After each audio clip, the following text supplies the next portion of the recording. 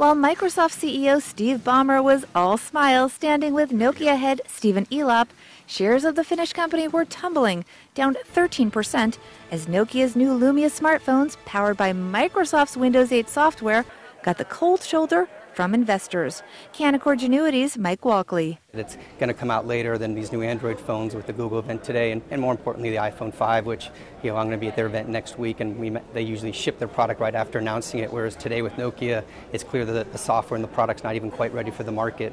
In fact, Google's Motorola Mobility's new $99 Droid Razr M is already available for pre-order.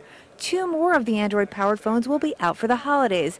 But mum's the word on release dates on the Lumia phones, just hints about upcoming limited releases and no information on pricing. These Lumia phones do have some appealing features. For example, they've got great resolution, top-of-the-line cameras, and I'm wearing this glove so I can show you that you can even touch the screen while wearing a glove, which is a pretty cool feature. But still, analysts say they could be a tough sell to consumers.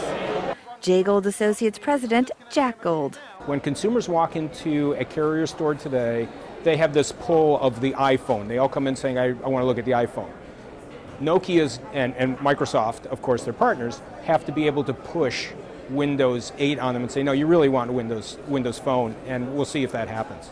Most consumers are already tied to the iPhone or Android ecosystems. Microsoft hopes its Windows Phone operating system will become a third mobile platform, but right now it has less than 4% of the market. Will Windows be able to catch up?